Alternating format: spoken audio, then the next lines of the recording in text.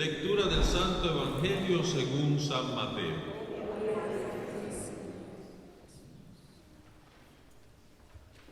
Cristo vino al mundo de la siguiente manera. Estando María, su madre, desposada con José, y antes de que vivieran juntos, sucedió que ella, por obra del Espíritu Santo, estaba esperando un hijo.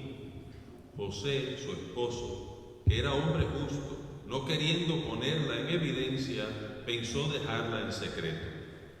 Mientras pensaba en estas cosas, un ángel del Señor le dijo en sueño: José, hijo de David, no dudes en recibir en tu casa a María, tu esposa, porque ella ha concebido por obra del Espíritu Santo. Dará a luz un hijo, y tú le pondrás el nombre de Jesús, porque él salvará a su pueblo de sus pecados. Todo esto sucedió para que se cumpliera lo que había dicho el Señor por boca del profeta Isaías. He aquí que la Virgen concebirá y dará a luz un hijo, a quien pondrán el nombre de Emmanuel, que quiere decir Dios con nosotros. Cuando José despertó de aquel sueño, hizo lo que le había mandado el ángel del Señor y recibió a su esposa. Palabra del Señor.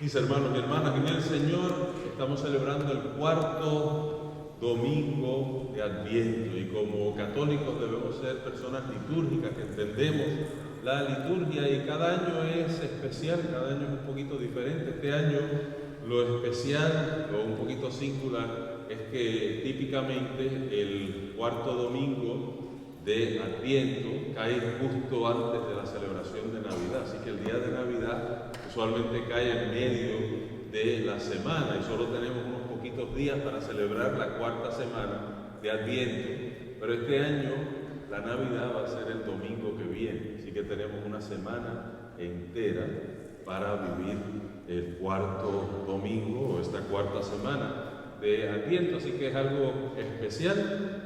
Al final de la misa, en los anuncios, anunciamos un poquito el horario de las misas, etcétera, pero una bendición que podemos celebrar toda esta semana como una semana más de Adviento. Y la Iglesia durante el Adviento nos da tres personajes particularmente que le prestamos atención: el profeta Isaías, San Juan Bautista, y hoy la liturgia nos presenta especialmente a la Virgen María, la Madre de Dios y Madre nuestra, como la que nos va a guiar, yo diría, no solo durante el resto del Adviento, sino también la que nos guía durante la Navidad, porque ella es la que vive más íntimamente con San José el misterio navideño. Así que María hoy, la liturgia nos la presenta como una señal, como un signo de parte de Dios. Pero yo diría aún más, María se convierte en la persona que nos recuerda constantemente que Dios trabaja a través de señales, a través de darnos signos, de darnos una señal, de ayudarnos, porque Dios se quiere revelar. Esa es la manera en que Dios actúa, la manera en que Dios trabaja. María es un recuerdo constante de esa realidad. Y en cierta manera la liturgia de hoy, la primera lectura, está muy conectada con el Evangelio, porque hace referencia a la profecía de nada más y nada menos que el profeta Isaías, que es uno de nuestros guías durante el Adviento, y habla de esa virgen que va a concebir un niño y que le pondrán por nombre Emanuel, que significa Dios con nosotros. Pero para entender un poquito ese mensaje de que Dios trabaja a través de señales, de signos, tenemos que entender un poquito lo que está pasando en la primera lectura.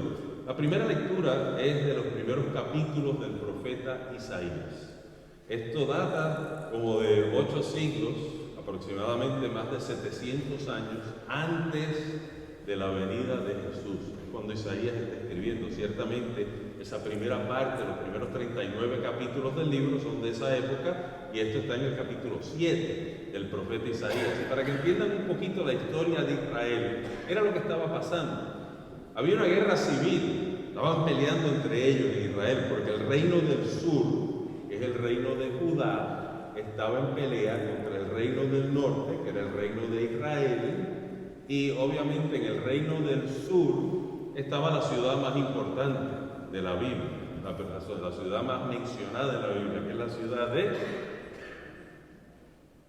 de Jerusalén. O sea que el precio más preciado era la ciudad de Jerusalén, coger la ciudad de Jerusalén. Y este rey, Ahaz, es el rey que está en ese reino del sur, que es el reino de Judá, donde está Jerusalén. Y los reinados en el norte, tanto el reino de Israel como los sirios, estaban tratando de apoderarse de Jerusalén. Habían tratado individualmente, pero individualmente no habían podido. Y ahora hay una alianza entre el reino del norte, que es el reino de Israel, y los sirios para apoderarse de Jerusalén. O sea que ahora están unidos y no habían podido entre ellos solos, pero ahora en unidad piensan que van a poder derrotar el reino del sur, que es donde está Ahaz. Ahaz se convirtió en rey a los 20 años. Era un muchachito de 20 años. Fue el 12º rey de Judá y reinó por 16 años, pero era un pagano, no era creyente. Él no creía en Dios, no le importaba a Dios. De hecho, en los anales de la historia de Israel fue un mal rey, fue un rey bien visto por el pueblo. Y cuando el profeta va a donde Ahaz estaba tratando de hacer sus propias alianzas para que no pudieran invadir Jerusalén, el profeta le dice: no te preocupes, porque Dios no va a permitir que tomen a Jerusalén. Dios, aunque algo pase a Jerusalén, siempre van a poder regresar a Jerusalén. Dios los va a proteger. Y entonces el rey Ahaz, que no era creyente, él seguía con sus ideas, hipócritamente dice, cuando el profeta le dice: pídele una señal a Dios y él te va a dar una señal, el rey dice: no le voy a pedir una señal porque no voy a tentar a mi Dios. Pero el profeta captura su hipocresía y se lo tira en la cara y le dice: aunque no pidas una señal, Dios te va a dar una señal. Ese es el propósito y esa es la lectura que acabamos de leer. ¿Y cuál es la señal? En el original hebreo dice: una joven va a concebir y va a dar a luz un niño a quien le vamos a poner Emanuel, que quiere decir Dios con nosotros. El mensaje para el rey Ahaz era que Dios no los abandonaba. La clave es esa parte final: Dios está con nosotros, Dios no te va a abandonar. Pero como el rey no creía en la luz eléctrica, pues básicamente el profeta le está diciendo: Dios va a proveer una señal. Aunque tú no quieras una señal, Dios te la va a dar, porque esa es la manera que Dios actúa. Dios nos da señales en nuestra vida. Eso contrasta con el evangelista, apóstol, discípulo San Mateo, que es el que escribe el evangelio de hoy y va a recordar la profecía de Isaías 700 años antes, pero ahora Mateo, el evangelista, discípulo, apóstol, va a decir: yo sé quién es esa Virgen. Sabemos quién es la Virgen, porque sabemos quién es el Mesías. Y yo conocí a la Virgen, yo conocí quién era esa que el profeta hablaba. Y de hecho que en el original hebreo dice una joven.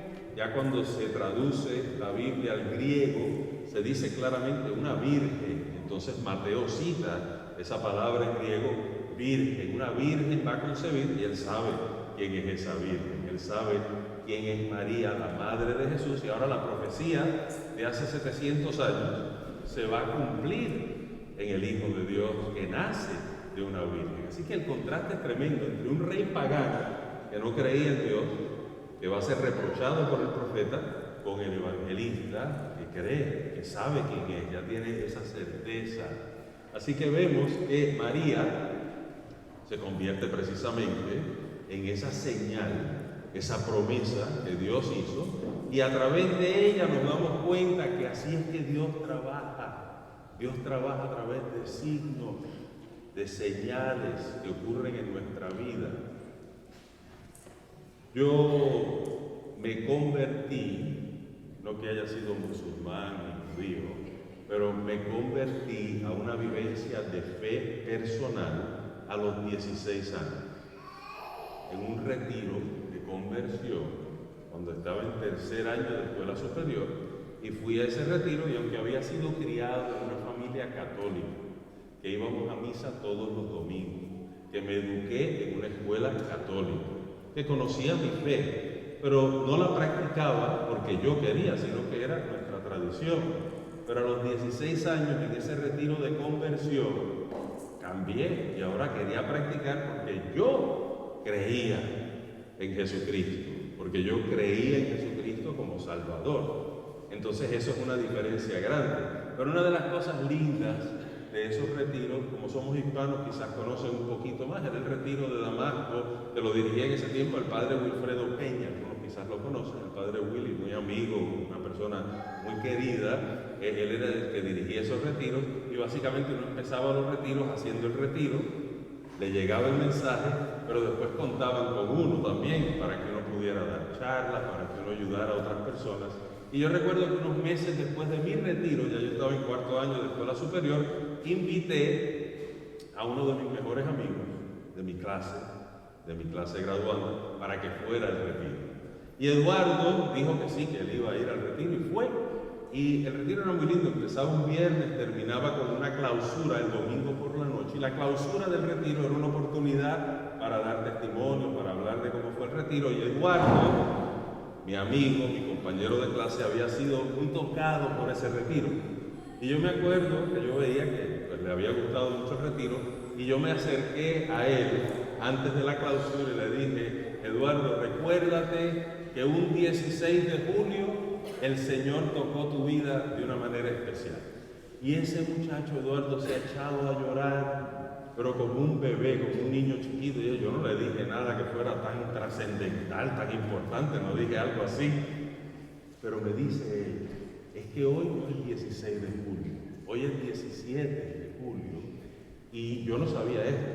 Yo tenía un hermano mayor que murió en un accidente de motora un 16 de julio.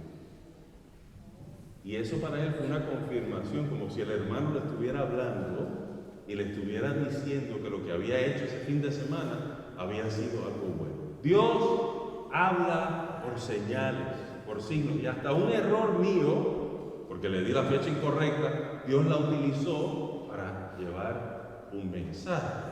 Y así nos habla Dios. Dios nos habla a través de señales, a través de signos, de las cosas que nos pasan en nuestra vida. ¿Cuántas veces nosotros tenemos un plan? Este es mi plan, perfecto. Aquí está el trabajo que estoy buscando, que era el trabajo perfecto, ideal para mí. Esto es lo que yo quiero hacer, esto es lo que vamos a hacer como familia, ya estamos planeando. Esta casa es increíble, es lo más lindo que hemos visto, y de momento todos esos planes se caen por el piso.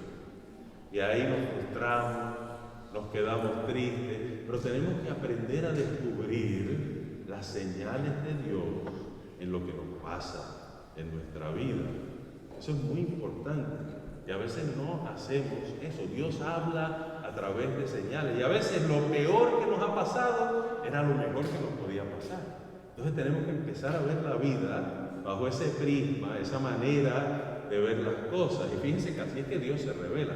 Yo siempre pienso, San José es uno de los personajes principales, obviamente, en el Evangelio de hoy. Si leen el Evangelio de San Mateo, Casi que se puede decir que San José es más importante que la Virgen María en el Evangelio de San Mateo, aunque Mateo la menciona por nombre, conocía a la Madre de Dios, porque fue apóstol de Jesús. Pero piensen un poquito en San José. Cuando San José vio por primera vez a la Virgen María, ¿qué ustedes creen que dijo San José? Yo les aseguro que no dijo un Ave María. Eso no fue lo que dijo. Cuando San José vio a la Virgen María, tiene que haber dicho: ¡qué mujer más bonita!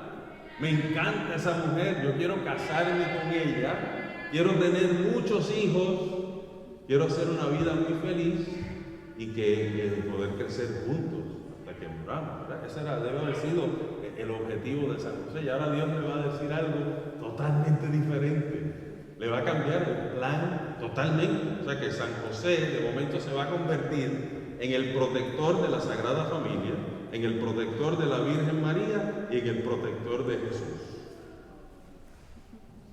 Yo no sé si ustedes quisieran ese trabajo, yo no lo quiero. Eso es demasiada responsabilidad. Pero es lo que le pide Dios a San José. Yo siempre digo que San José, gracias a Dios, se murió temprano. Porque si se hubiera muerto más tarde que Jesús, no hubieran habido 3 cruces en el Calvario, hubieran habido 4, porque a San José lo hubieran crucificado también, porque él no hubiera permitido que crucificaran a su hijo. Dios le cambia el plan completamente. ¿Y qué hace San José? Abraza ese plan, porque descubre las señales de Dios, los signos de los tiempos. Vivimos en un mundo que las señales, si estamos atentos, se nos está preparando para otra cosa. Yo no voy a entrar en específico porque respeto las opiniones de la gente, cada cual tiene su opinión.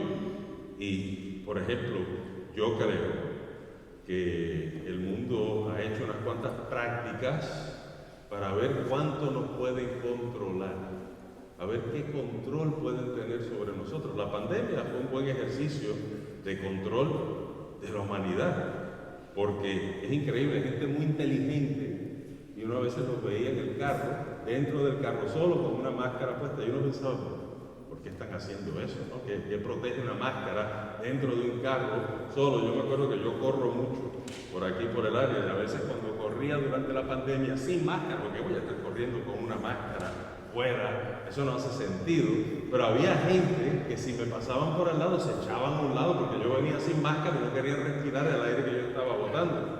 Increíble, ¿no? Que la gente piense de esa manera, pero bueno, respeto las opiniones porque la pandemia ciertamente fue una situación seria, pero para mí fue una práctica para tener control total de este mundo. O sea que tienen un control porque a través del miedo ejercen un control sobre la gente. Y hay otras señales, por ejemplo, el internet es una manera de controlar a la gente. Miren a los niños, cuando los niños llegan de la escuela, ¿qué es lo primero que hacen? Al teléfono. Ahí van enseguida al teléfono y ya están conectados con el telefonito y no hay quien los saque de ahí, es un control total. Obviamente no estoy hablando solo de los niños, los adultos somos iguales, nos han controlado a través del teléfono. Y me acuerdo hace unos meses que se cayó Facebook por 20 minutos y la gente estaba desesperada porque no podían entrar en los medios sociales por 20 minutos. Total control. Si quieren de momento tumbar el internet, todo el mundo va a estar confundido, perdido. ¿Qué hago? No sé qué hacer, ya no puedo estar en el telefonito. Es horrible, pero es la realidad. Ese es el mundo en que vivimos. Es una práctica para un control total. Los cristianos tenemos que hacer una práctica de leer las señales de Dios. Ese es nuestro camino. ¿Qué es lo que Dios me está diciendo a través de lo que me pasa? Esa es nuestra práctica. Ahí es que debemos de estar ejercitándonos.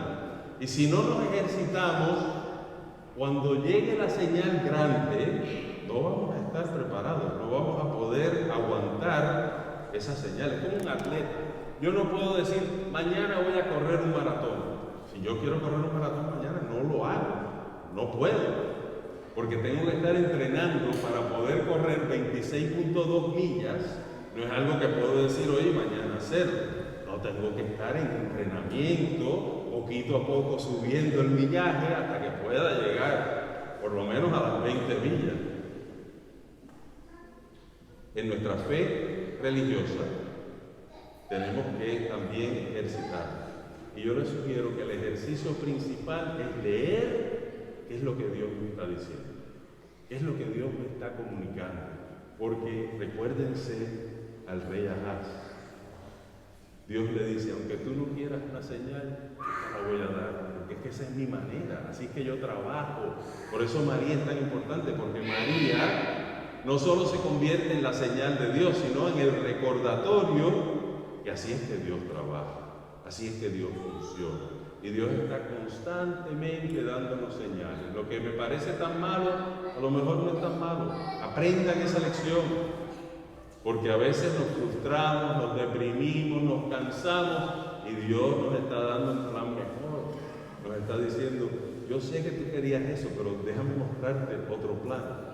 San José, pobrecito, me da una pena con San José porque es que estoy seguro que eso tiene que haber sido un choque tal y ahora de momento decir, entiendo. Y qué lindo, ¿verdad? Porque qué vida más increíble, la misión que Dios le dio no solo a la Virgen María, sino a San José, porque la tiene que acompañar, tiene que vivir este misterio con ella y darse cuenta que este era el plan de Dios para él. No el que él tenía, ese quizás no era malo, pero el de Dios es mejor. Entonces tenemos que vivir de esa manera. Vamos a pedirle hoy al Señor que podamos caminar con estos personajes que nos enseñan a leer las señales de los tiempos. Que hagamos la práctica no de lo que el mundo nos está motivando a que practiquemos, porque el mundo lo que quiere es controlar, el mundo lo que quiere es tener un total control de todo el mundo para llevar una agenda que no es la agenda de Dios. Y la práctica nuestra tiene que ser leer las señales que Dios está poniendo en nuestras vidas. Que podamos abrir nuestros ojos y nuestro corazón a leer las señales que Dios nos da. Amén.